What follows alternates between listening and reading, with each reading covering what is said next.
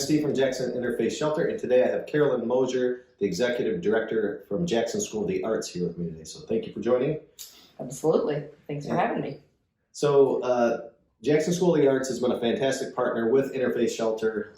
They started a couple of years ago bringing art and dance classes into the shelter to work with the clients that we have. So I've just really appreciated their partnership and bringing some really cool opportunities to people that are staying here at the shelter. So some people might think, how is there much of a partnership between a School of the Arts and a homeless shelter? But there's a fantastic one, and so that's the main reason I wanted to have you on. So kind of starting out, just give a little bit of background about yourself. How did you get to the point of being the Executive Director of Jackson School of the Arts? And it's probably a less traditional path than some might have thought. I would think it's probably less traditional, yes. So actually I owned a print shop in downtown Jackson for about 20 years and felt the calling to retire from there. I sold the print shop, wasn't really sure what I was going to do with my life. I have a bachelor's degree in accounting and an MBA, and figured, God would lead me where I was needed. And within a few short months, I met Wendy Clow over at the Habitat for Humanity, and she was looking for somebody to do her accounting. So I was like, well, I could do it. I didn't really think that's what I wanted to do, but I like Habitat. I like the mission of Habitat. My heart's always been big in the nonprofit world. So I started doing the accounting, and at the time I was serving on the board of the shelter, and we had just hired you, and the board had kind of had a conversation around, what to do about the accounting at the shelter. So I ended up stepping into that role and taking off the board, and at the same time, some people from Jackson School of the Arts had approached me about doing their accounting. They were in the middle of a capital campaign, and things were just kind of mucky and just trying to get everything straightened out. So I started doing their accounting, and then COVID hit and the whole school shut down and everything was at a standstill, and I ended up basically being the last person standing. And so I was like, well, I'll help you find an executive director, and turns out I actually kind of like it. So they offered me the position, and 2 years later, here I am. I'm glad you are. So thank you. And you didn't necessarily, step in during an easy time. Like you said, COVID was happening when you stepped in, and you were in the middle of a massive capital campaign and moving physical locations to the different side of Jackson. And so, how was that process? And can you talk a little bit about the new facility that you're in now? Thank you. Well, in the middle of the capital campaign, part of what was going on is we were trying to decide if it was even feasible. We were originally supposed to be in the Masonic Temple, and we were trying to raise $2 million, and the city was still going to own the building, and we were going to renovate essentially a floor, maybe two. I don't really remember the details because I wasn't really part of any of that. But then when we looked at what we were going to be paying in the lease compared to our current operating budget, there was just no way to sustain that organization. We would have had to quadruple our fundraising, and then we still wouldn't have owned the building. So really, we put a hard stop on it, and we thought, well, we'll stay where we are. Maybe we'll expand some space, maybe renovate some space, maybe buy the building at Art 634. And so we took about 6 months and did some due diligence through town. And during that, one of the board members was like, well, maybe we should go back and look at the Vermeulens building again. And so we all walked through the Vermeulens building with Jonathan Green, and it was like, this is perfect. This place is perfect. So we ended up buying that building, paid cash from the city, did the whole renovation, and paid cash through the whole process because of the support of the donors. And at the end of all of it, we're in it for about $3 million, and the space is beautiful. We've got 30,000 square feet we're working with instead of 6,000. We were in the old building, and we're still learning some things, but it's been an amazing, amazing asset to downtown. I'm sure you're happy to get through the process and get the move done. And how long has it been since you've been in there now? Is it getting close to a year? We moved late October. Okay. So in the fall, we actually started offering Taekwondo programming. Okay. And so we had an instructor that was renting some space from us at the old building that decided to come with us and jump on board with JSA. So we started offering Taekwondo And then once we realized all the space that we had, we actually ended up building out gymnastics. So now we have art, theater, dance, taekwondo, and gymnastics are our core programs. And in all of that, our core programming is up over 30% from October to June, like just in that short time period. So we're up to hitting about 800 kids a week right now that are coming through our doors. And we expect the fall will be closer to 1,000 every week. So you're using the space very well. That's fantastic. Yes. I didn't realize there were that many kids that are going. Yeah, it's a lot. It's a lot. So can you talk a little bit about the mission of JSA? So why did you guys start in the first place? And then, then you were in Art 634 for a while. Now you're in the new location right downtown. But just why did you start? What's the mission? And then also, how does that tie into your heart? Because you chose to move into this when you've already kind of retired a little bit. And so there must be something that connects you to that mission. Yeah. So for me, okay, so our Jackson School of the Arts was founded in 2001 by Leslie Montgomery. She actually found a need for arts education in a time when that kind of stuff was being taken out of schools. So there wasn't a lot of money in there for art classes and music classes and any kind of arts expression. So she actually started doing piano lessons out of her home. She did end up merging the music into the community music school at the JSO. So we do not do music anymore. That is why. So the Jackson Symphony Orchestra oversees that part. Yes. So the Jackson Symphony Orchestra has a community music school, and they do all kinds of music education, and we focus on the visual arts and the theater arts. Back in the early 2000s, Leslie was actually taking a group of kids off-site to summer camps and doing like theater and dance camps. And that's something that I just think is super cool, and fingers crossed, maybe wanting to bring back some of that. I just think having that intense time with these kids can really change lives.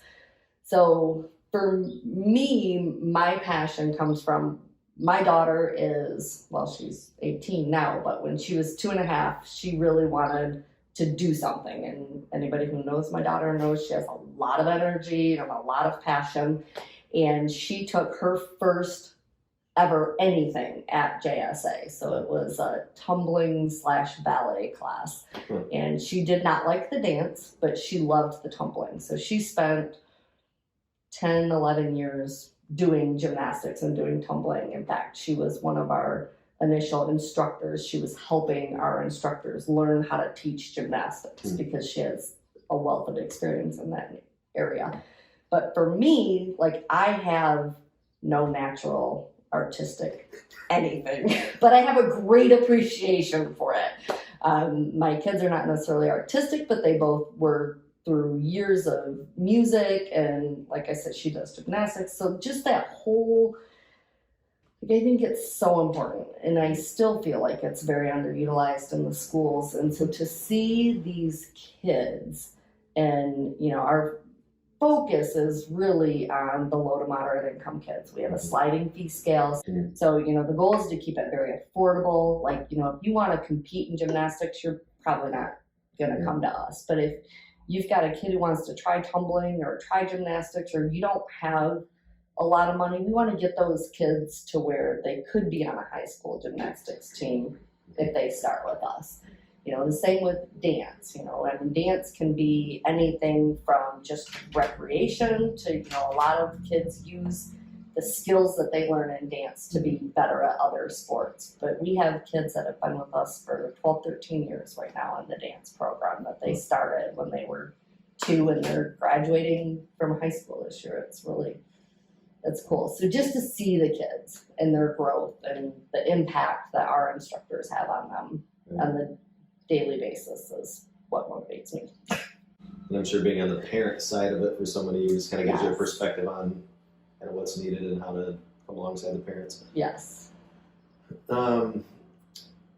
So how do you go about, with funding and things like that? Because, sometimes people think the arts are for the very wealthy, and it's something that you get these private lessons and all these kind of things. So to be able to sustain the mission and allow lower to moderate income families, of any levels to be able to come and experience the arts, how do you actually Right. make that happen while staying in business. Well, what I think is really cool about JSA, and I think part of why I fell so hard for the mission, is when you walk through the doors at JSA as a kid, you can look around the room and you have no idea who has money and who doesn't, because there are plenty of kids there that have money and there are plenty that do not, and none of them have any idea. Like, we do not treat them any differently whether they're on a scholarship at $25 a month or if they're paying full price. We treat them exactly the same. They are loved and they are cared for.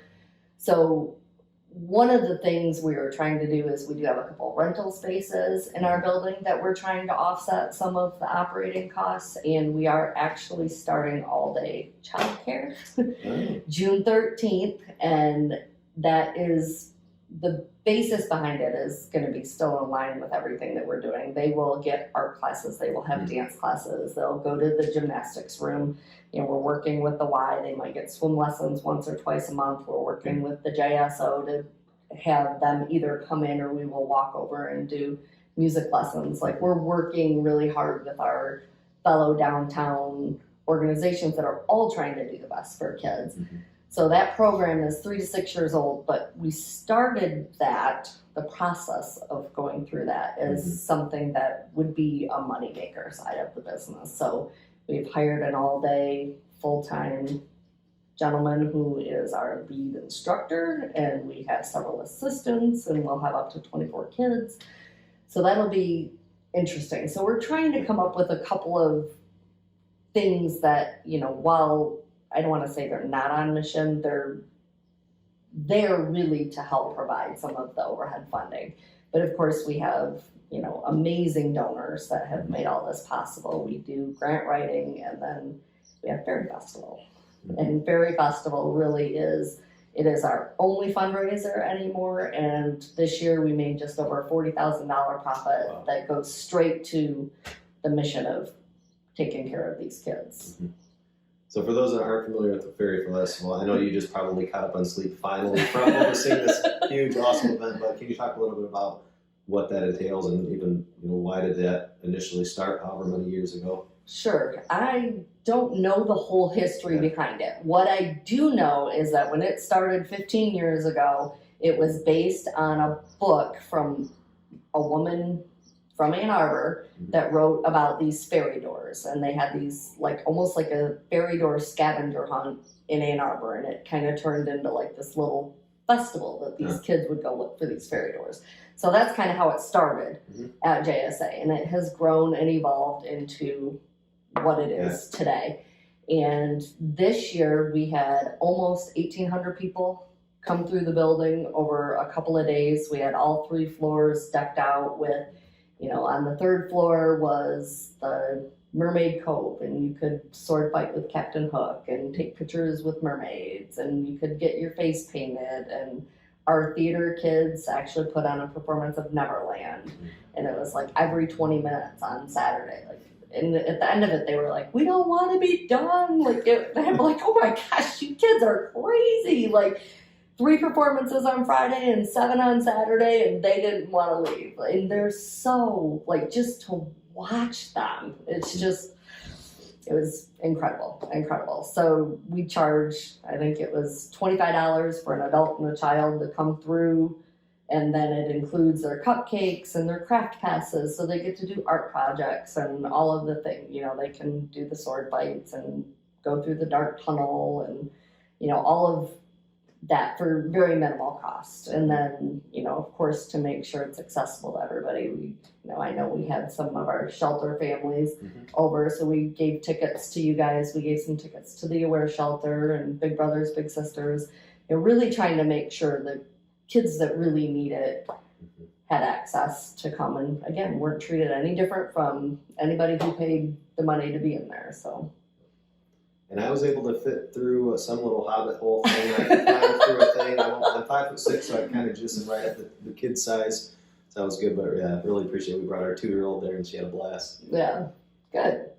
So yeah, kind of as we get close to wrapping up, are there any other things that you just want the community to know about JSA, or ways to get involved, or just anything else to share? really, I think that for being around for 20 years, JSA is just a really well kept secret. And my goal is to make us not a secret. Like, we are here for everybody. Whatever your pleasure is, we are now doing, we do the art and dance classes here, and we're doing art and dance classes out at the MLK Center. Like, we really want to make sure we're doing outreach and reaching those kids that need the most help, but also bringing them into our facility so there's true integration. We don't want kids to be separated. We want everybody to be able to experience the arts, and I hope you come see us. Well, thank you for what you do. Keep up the good work. Thank you.